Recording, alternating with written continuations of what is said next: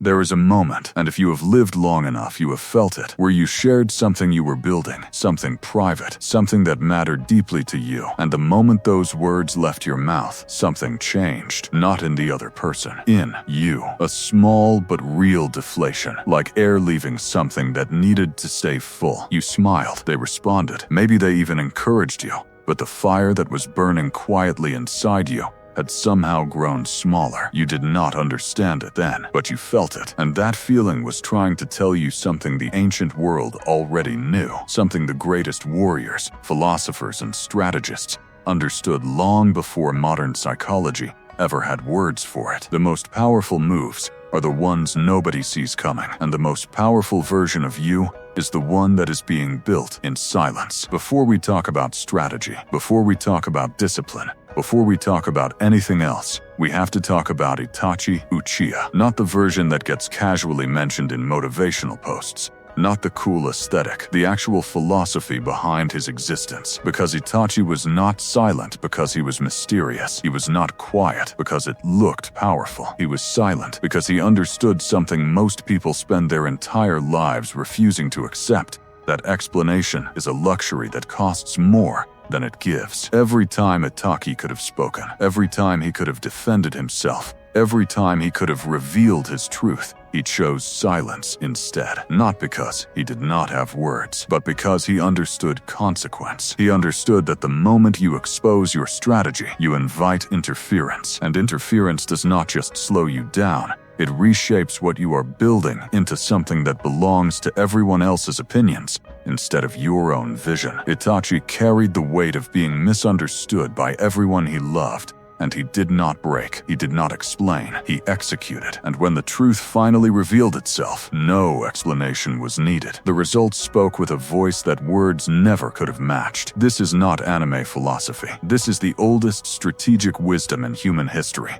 dressed in a story modern people could finally hear. Now let us go further back. Let us go to feudal Japan, to a man who walked dusty roads alone, who slept in forests, who trained in isolation, who refused comfort so completely that his life became a weapon. Miyamoto Musashi fought over 60 duels and was never defeated. But if you study him closely, what you find is not a man defined by violence. You find a man defined by silence. Musashi did not announce his next move. He did not seek validation before a duel. He did not explain his strategy to those who doubted him. He trained in absolute private, refined his mind in solitude, and when the moment came, he acted with the full weight of everything he had built in secret. In the Book of Five Rings, Musashi wrote about the concept of seeing clearly without being seen. He was not talking only about physical combat. He was describing a way of existing in the world where your depth is always greater than what others can observe, where your preparation always exceeds what others can measure, where your next move is already decided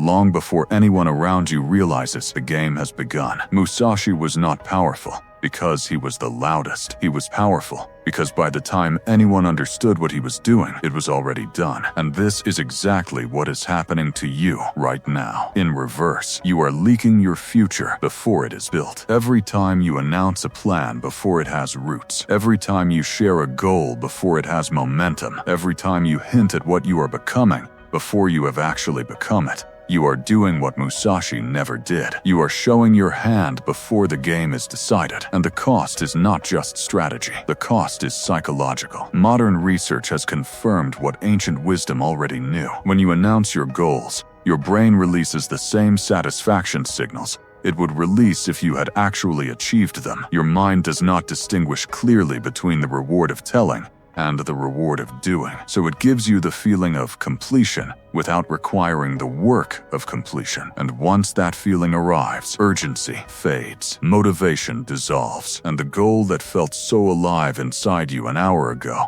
suddenly feels heavier, less necessary, somehow already half done, even though nothing has actually moved. You did not lose discipline, you spent it on words. This is the trap that keeps most people permanently stuck in the cycle of starting and stopping. They begin something real, something that has genuine potential, and then they make the critical error. They tell someone, not from weakness, not from stupidity, but because the idea feels so alive that sharing it feels natural. What they do not realize is that sharing an unfinished thing does not celebrate it. It exposes it. And exposed things are vulnerable. They invite opinions that were not asked for. They invite doubt that did not exist before. They invite comparisons to other people's timelines. And suddenly the thing you were building in freedom is now being built under observation. And observation changes behavior. You stop building for the result and start building for the audience. You stop executing and start performing. And performance kills the quiet compounding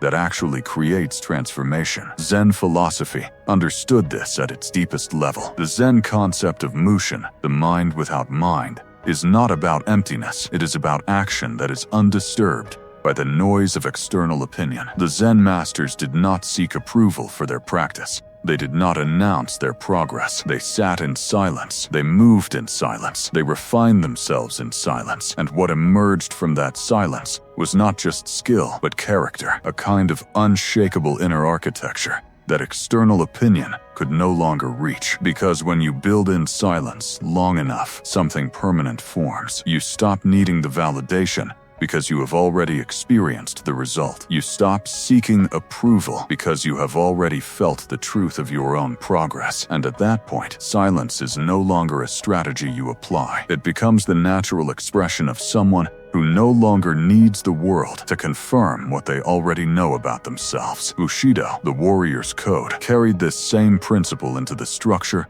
of an entire way of life. The samurai did not discuss their intentions before battle. They did not post their training progress for approval. They did not seek emotional confirmation that their path was correct. Bushido demanded that a warrior's actions speak with absolute clarity, and that everything leading up to those actions remain completely private. The code was not just about combat. It was about the discipline of maintaining internal certainty in the complete absence of external validation. A samurai who needed to explain himself had already revealed a weakness. A samurai who acted without explanation carried a power that explanation could never produce. This is why the warrior's presence was so commanding, not because of what they said, but because of the unmistakable weight of everything they had built and never spoken about. Now let us make this real, because philosophy without application is just decoration. The first thing you must understand is the difference between disciplined silence and fearful silence. This distinction matters more than anything else. Disciplined silence is when you are building, training, working, and choosing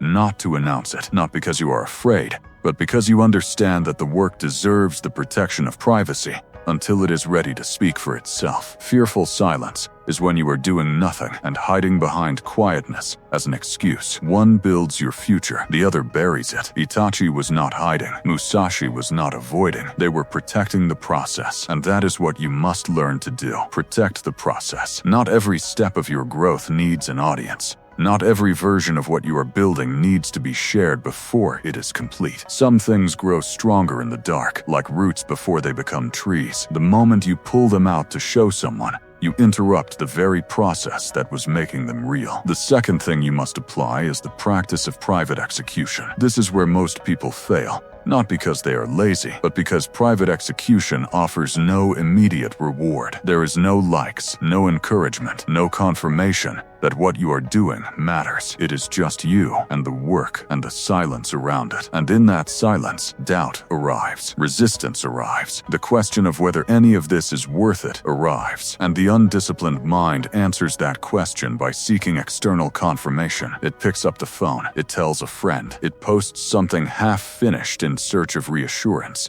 But the disciplined mind, the mind shaped by Musashi's solitude, by Itachi's sacrifice, by the Zen master's stillness, by the samurai's code, that mind has already decided. The decision was made before the doubt arrived, and because the structure is already in place, doubt passes through without changing anything. The third application is perhaps the most important and the most difficult. You must become comfortable being misunderstood. This is the Itachi principle at its most demanding. When you stop explaining yourself, when you stop announcing your moves, when you stop seeking validation, people will form their own conclusions. Some will think you have given up. Some will think you have changed. Some will not understand why you seem different, quieter, more internal, and everything in you will want to correct them, to explain, to show them what you are actually building. Resist that, because the need to correct other people's perception of you is just another form of seeking approval, and approval is the enemy of momentum. Let them think what they think. Let them form whatever story makes sense to them. You are not building for their understanding. You are building for your result. And when that result arrives, it will communicate everything that your words would have cheapened. Here is what changes when you finally understand this. You stop reacting to everything. You stop explaining your moves. You stop seeking permission to continue, and something extraordinary begins to happen. Your energy stops leaking. Every conversation you were having about what you were going to do